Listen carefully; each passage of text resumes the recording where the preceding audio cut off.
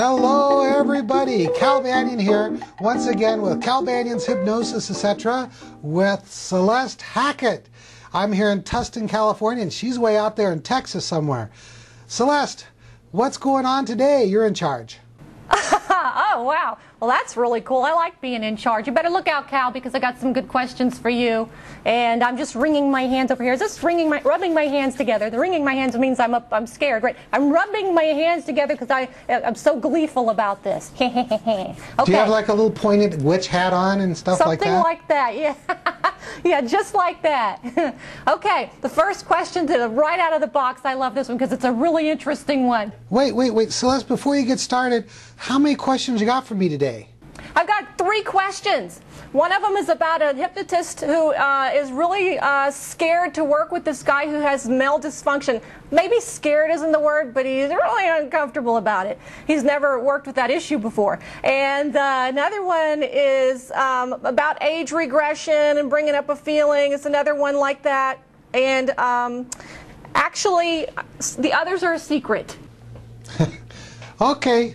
I just wanted to get kind of an overview so I can get into the groove or let my subconscious mind start preparing itself for these questions. Good. Okay, fire away, Celeste. Okay, so the question that I got from a hypnotist that I thought was really interesting this week, and this really is something that every hypnotist deals with sooner or later, until you see a lot of clients, you're going to be faced with problems that maybe you've only heard whispered about or read in magazines about or maybe seen on TV. And this client says, Cal, I'm a new hypnotist faced with a situation that is making me very uncomfortable. I recently booked a male client for erectile dysfunction.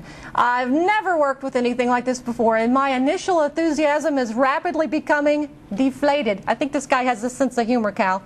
And I'm faced with the first upcoming session.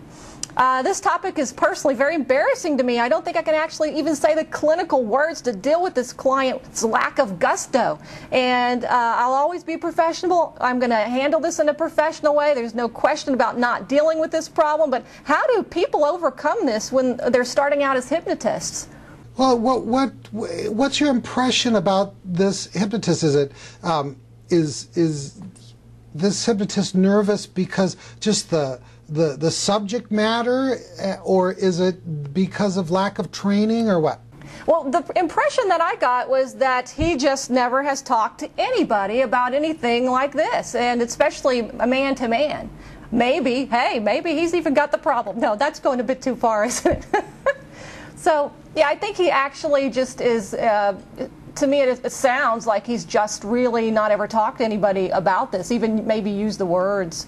Okay, so I'm getting the gist here is that maybe just there's a lot of hypnotists out there that are just kind of nervous about talking about sexual stuff, and it could be a penis or it could be a vagina or anything like that, and sometimes what I have to do is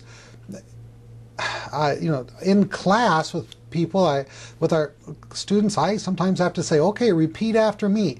Penis, good, vagina, and let's start using grown-up words about grown-up parts of the body, and then you can start working with grown-up issues. And if you can't, if you're not ready for this, then sometimes you just have to say, gosh, I'm not ready for this. But really, you just get in there and you start talking matter-of-factly like you're in biology class, and you get a thumbnail sketch of the problem and find out what the benefits for this individual would be, and then you just get started. And there's some good erectile dysfunction scripts out there. I got one in my script book, and you just get started.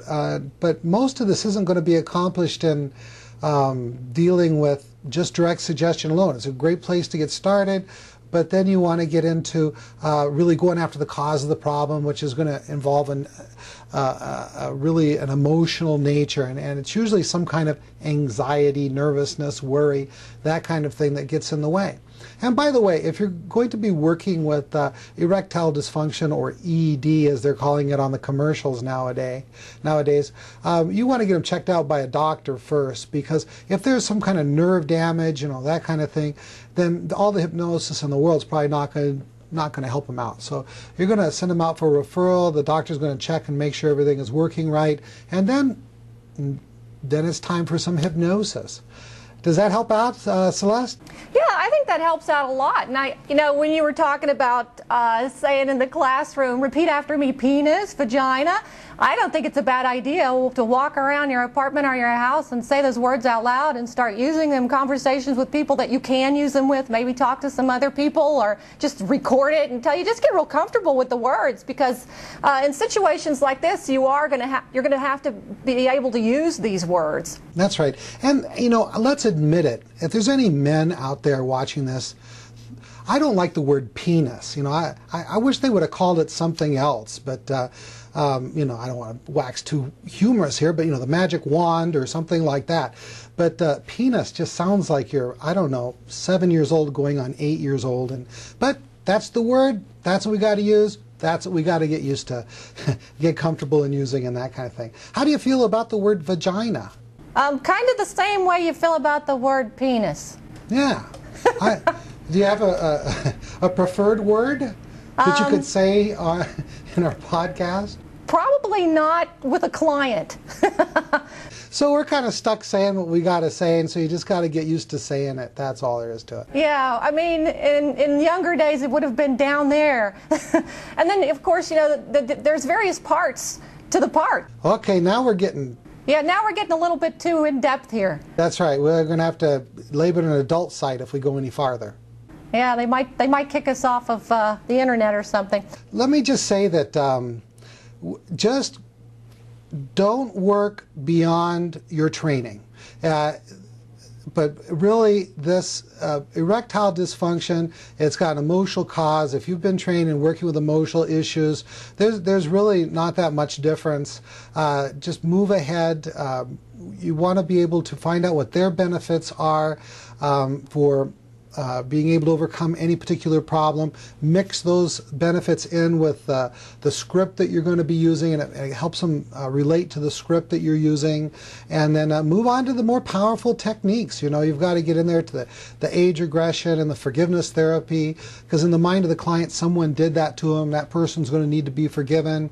And then also, heck, as they go through the process a little bit more, they're going to find out that they had some responsibility for the problem. So you want to go into the forgiveness of self, and sometimes there's even some secondary gain issues. So you want to do some parts mediation therapy. It's amazing how sometimes between couples there can be power plays by either withholding sex and stuff like that your client might not be consciously aware of. So they might have to forgive their mate, or that kind of thing. Okay, and unless you have anything to add to it, Celeste, I'm ready to move on to the next question. I think we should move on. Yeah. Before you move on, I want to say some stuff. I want to say, hey, it was a great time at the NGH convention, and it was really cool because our Hypnospace members were actually walking up to people and saying, I know you from our Hypnospace. So it was really a cool way for people to actually know each other and do some really great networking before they got to the convention. And so it was really cool. And oh, and Celeste, I want you to promise me that unless there's a huge something unforeseeable, that you're going to go to the convention next year. All right, I'll put it in my goals. I started a goals group on our Hypnospace. Yes, I saw that. Yes, I'm going to put that in my goal, on my list of goals. And next August, I promise, I'm putting this down for the world to hear, I will be there. It's going to be more important than ever. You're going to love it because, a lot of people are going to know you from the stuff you're doing with me, like these podcasts and stuff, and you're just going to go there and find out you have 2,000-3,000 of best friends. I already have had a lot of people writing me, asking me, they asked me last year and this year, am I going, and it makes you feel pretty bad to say no. But, I